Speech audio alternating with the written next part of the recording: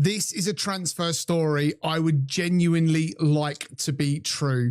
Victor Osimhen to Arsenal. Apparently, Arsenal have spoken with Galatasaray about the Nigerian centre forward. This was dropped by Matt Law from The Telegraph. And remember, Arsenal are in the middle of live negotiations with Galatasaray for the services of Gabriel Martinelli and Ethan Nwaneri at the moment. Now, of course, the obvious response is, well, we've got Victor Gyökeres, Kai Havertz, we've still got Gabriel Jesus on the books at the moment as well. And do we really need another striker? I think we do. And I think if Victor Osimhen was to walk through the door at Arsenal tomorrow, then I think that really tells you what Mikel Arteta thinks about Victor Gyökeres. This is what's been said by Matt Law over on the Daily Telegraph yesterday. It says Victor Osimhen's name is believed to have been discussed amid Arsenal talks with Galatasaray over Martinelli and Ethan Nwaneri. Unclear at this stage on the level of interest or which club prompted the Osimhen discussions. Now, Matt Law is a very good journalist, as I said, from The Telegraph. He's either a Chelsea or Villa fan, but he's got links to both clubs from a journalism point of view. I think he's a Villa fan. He actually broke quite early last season the news in relation to Noni Madueke moving to Arsenal before anybody else. He's not necessarily a transfer journalist, more of a footballing journalist, but a very good one at that. And of course, he dropped this yesterday, which caught a few people off guard, in all honesty, me included. I mean, we've seen the links to Osimhen in the past, and of course, it got me a little bit excited. So, look, that's what's been reported. We know that Galatasaray have made a verbal offer to Arsenal for the services of Gabriel Martinelli for a fee in the region of £38.4 million. We know that Arsenal are currently mulling that over. We haven't been a great selling club in the past, but we believe that that is in and around the cost that Arsenal want for the player. What amazes me in a window where we've seen Somerville go for big money out of West Ham and players like that Arsenal are not asking for more for Gabriel Martinelli. I will add to that with Martinelli that he is supposedly told senior figures within the club that he is not interested in a move to Turkey and Galatasaray, but will be considering his options prior to the window closing. Another player that Galatasaray are interested in from Arsenal is, of course, Ethan Nwaneri as well, who's had a good pre-season from an Arsenal perspective. Arsenal looking to do business in the region of £35 million for Nwaneri, with an option to buy him back for a fee in and around £50 million. It'd be interesting to see whether Galatasaray would accept that as well. From an Arsenal perspective, Andrea Berta obviously spinning the plates for Arsenal in the negotiation type situation. George Gardy is brokering it for Galatasaray. He is the man that took Victor Osimhen from Napoli to Galatasaray initially on loan before making that deal permanent. It's not clear whether Berta asked about Osimhen or whether Galatasaray have offered him to Arsenal as part of any deal involving either Martinelli or Ethan Nwaneri. And as I said, I believe that Gabriel Martinelli, as it stands, is not interested in a move to Turkey at the moment. So look, what I want to do is take you through the argument for signing Victor Osimhen, whether or not I think it will really happen, and obviously compare him against what we've got already through the door at Arsenal. What I like about Osimhen is the way he plays the game first and foremost. He is a genuine physical presence up front. He uses that upper body strength really, really good. You know, he occupies defenders both in the channels and centrally. He is happy to play with his back to goal. He's happy to play on the turn. That suits an Arsenal team that at times, you know, are trying to unlock doors with low blocks and different things like that. Away from home, that really suits Arsenal. Arsenal, you know, we are built around being defensively good as a team. Victor Gyökeres, I don't think has the attributes that Victor Osimhen does. As I said, I like the fact that he can play with his back to goal. I like the fact that he is good in the air as well. Arsenal don't necessarily cross the ball that much, but from set pieces, he could be deadly. Something Arsenal do focus on. Wins a lot of his duels as well. And of course, I think is good enough to link the play. So bringing in the likes of Odegaard, Saka, Eze onto the ball could create more opportunities for Arsenal as a team to score more goals. We'll compare that with Gyökeres in a moment's time and Kai Havertz as well. As I said, I think his pace as well is something Arsenal don't have currently in that final third. And as I said, it could be utilised at times when teams want to play deep against Arsenal.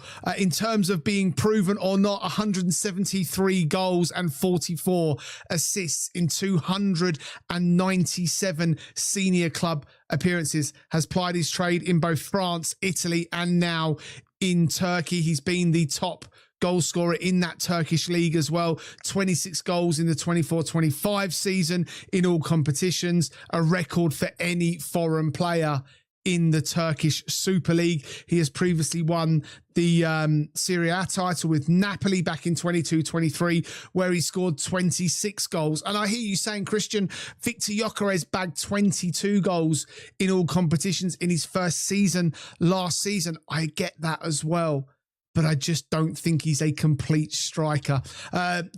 Osimhen is currently 27 years old. He has 3 years to go on his current deal with Galatasaray. There are no confirmed reports either that Osimhen is seeking a move away from the Turkish club in any way, shape or form. He has been linked with the Premier League before. As I said, he's a genuine powerhouse. Chelsea have looked at him. Arsenal have looked at him in the past as well. There's unconfirmed reports around the player's entourage and wage demands and different things like that. All things, of course, that when they go and play for another club, you never hear of issues with him at all. I think he's a really good player. I think he's genuinely different from anything we've got in the club. And I think he could score a lot of goals with people like Bruno Guimaraes, Martin Odegaard, Bukayo Saka all feeding him. He is an instinctive striker as well, something neither Havertz or Gyökeres are, and I'll explain that a little bit further in just a moment's time. So from a Gyökeres perspective, obviously Arsenal signed him for big money just 12 months ago. He's been our leading goal scorer in his first season, of course, winning the Premier League at the same time. And of course, many Arsenal fans are saying, give him a full pre-season, give him another year, you'll see a different striker. I don't think you will. I think his performances for large parts of the season have been underwhelming. And of course, Arsenal don't always play to his strengths. But I just think he lacks a real footballing IQ. And by that, I mean putting himself in the right position without having to second guess himself. I want to see a Gyökeres that is between the whites of the posts, not necessarily on the edge of a box when Bukayo Saka's looking to cut it back. I think he genuinely second guesses where Arsenal are going to put the ball to him. Now, you could point to the fact that that's Arsenal's issue, not his. But as a number 9, you should be penalty spot and closer between the width of a goal for me if you are an out-and-out striker. I've looked at him in pre-season. Yet again, he frustrates me no end. Falls to the ground far too easily. For such a big man, you see him with his shirt off. He's built like a brick, you know what. And he still doesn't utilise it. He works hard, but I expect any player to work hard when you represent Arsenal. You know, I think if you were to genuinely compare the two, if Victor Gyökeres could score 22 goals in all competitions for Arsenal, then I think Victor Osimhen could score more than 30 in this Arsenal team, especially with the additions of Bruno Guimaraes into the midfield. As I said, for many, it's an uncomfortable topic. The fact he's only been there a year, the fact that he's Arsenal's highest goal scorer in a title-winning year. But of course, it is all about improvement as well. There are reports linking the likes of Zubimendi, again, only signed a year ago, with a move away from the club. Now we've upgraded him with Bruno Guimaraes. And I think Arteta has never truly trusted Victor Gyökeres. I really don't. We saw in the Champions League final, he went with Kai Havertz. He was repaid by Kai Havertz scoring that first goal. We saw in the Burnley game when it mattered, he went with Kai Havertz, who scored that goal. I don't think Arteta truly trusts Victor Gyökeres. I'd go as far to say that he wanted Benjamin Sesko last summer and Berta agreed a deal with Sporting Lisbon for the services of the Swedish international. And I'll ask the question down in for the comments here. If Victor Osimhen signs, does Victor Gyökeres become a squad player just 12 months after arriving? My opinion is no, he'll also be sold. I'll tell you where he might go over the course of the next 5 minutes or so. One key point to add as well is during the negotiations when Arsenal were looking for a new striker last year, they turned their nose up at Victor Osimhen. He wasn't high on Arsenal's agenda, and that will leave many Arsenal fans asking, well, why now? What's Osimhen done differently? I don't think he's necessarily done anything differently.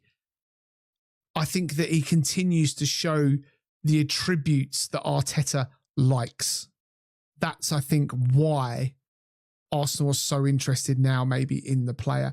And having the fact that Galatasaray are interested in Arsenal players lets Berta, who's a negotiation guru, use that skill set to try and prize away their jewel in the crown, so to speak.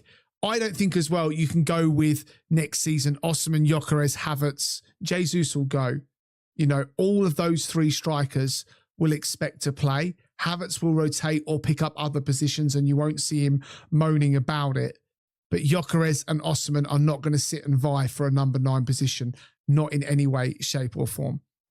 So what about Martinelli and Ethan Nwaneri? As I said, Galatasaray have offered £38.4 million verbally to Arsenal for Martinelli. Arsenal are currently mulling that over. It is believed that Martinelli's not interested in a move to Turkey. That kind of takes him out of the equation at the moment. Ethan Nwaneri, we don't know whether he's interested or not in moving to Turkey. There are reports that Arteta is willing to sanction a sale if Arsenal get over £35 million for the player. That's because maybe the path to real first-team football week in, week out for Nwaneri seems a long, long way away, given there's the likes of Eze, Odegaard, Madueke, who Arteta seems to trust, Saka, Dauman, all ahead of the young England player. Remember, Nwaneri spent the second half of the season on loan to Marseille, where it didn't work out. Arteta spoke about the fact that he would have learned a lot about that. And he's looked good in pre-season, scoring against Dortmund, both in open play and from the penalties after that as well. And he's impressed for me in other games. The game against Girona, he looks more physical, far stronger, riding the tackles. There's no doubt he is a real talent. And if you go and watch my Marley Salmon video where I talk about why he must start against Manchester City, I also touch on just what Arsenal are doing with the Highlanders and why it's important that I believe we shouldn't be selling Ethan Nwaneri this summer. Look, is this deal going to happen? Is it going to be much like the Vinicius Junior deal? There's every possibility, in all honesty. For context, Galatasaray in the last week or so have rejected a €130 million offer. That's £111 million from Al Hilal for Victor Osimhen. Galatasaray stating that they have absolutely zero intention of selling the player this summer. And if they were, and it was Arsenal, those reports, they want double the £64 million that they paid Napoli for his services. It's probably not far wide of the mark, given what he actually offers a team from a goal-scoring threat and team play aspect as well. He is their talisman. Of course, they are the Turkish champions. And I'm sure a statement of selling their best player this close to the window slamming shut would probably have their fans and the club asking a lot of questions. Could we maybe use Victor Gyökeres as a bargaining chip in that? Possibly. We've seen with Victor Gyökeres, he's willing to go and play in a league that is not as superior to that of the Premier League, with no disrespect. Do I think he could go and score goals like he did for Sporting over in the Super League in Turkey? I do, but that's not where I think Victor Gyökeres would go if Arsenal were to secure the services of Osimhen. He is also, I think, a marquee player, and by that, he'll sell shirts globally. He'll have a large African following that would all want Victor Osimhen on the back of their shirt. You know, there are conundrums with it. Arteta still remains interested in Julian Alvarez. That situation will become more clearer, I think, in the next week or so. Alvarez reported back to training with Atletico Madrid, but is reportedly threatening legal action to try and force through a move to Barcelona. From an Arsenal perspective, I think we've got to let that one go. But this is where the domino effect comes in, because I think Atletico Madrid and Simeone would be very interested in the services of Victor Gyökeres, a player that I think suits Diego Simeone's style better than it does of Mikel Arteta. I think Victor Gyökeres would be interested in being the out-and-out striker for Atletico Madrid as well, in a league that is less physical, probably suits him better as well. So that's how it could all pan out. Arsenal may end up not, doing a deal with Galatasaray for players plus cash. It's still going to be the best part of 70 odd million if we were to be able to do it. If that was Martinelli and Nwaneri going the other way, all of that looks difficult. It won't happen if it's 111 million up front. Then it won't happen. The wages won't be a problem. We know how big Arsenal can go. We also know that our noisy North London rivals, Spurs, are interested in the player as well, but they've got no European football to offer. Arsenal should consider it if they can do it. I think it's difficult to do, in all honesty. But let me know your thoughts on it. Could it be a bit of a merry-go-round and players moving around all over the place? And could, come the closure of the window, that man on screen be leading the line for Arsenal? I'm going to say it now. I really hope so. Thanks for watching, guys, and I'll see you on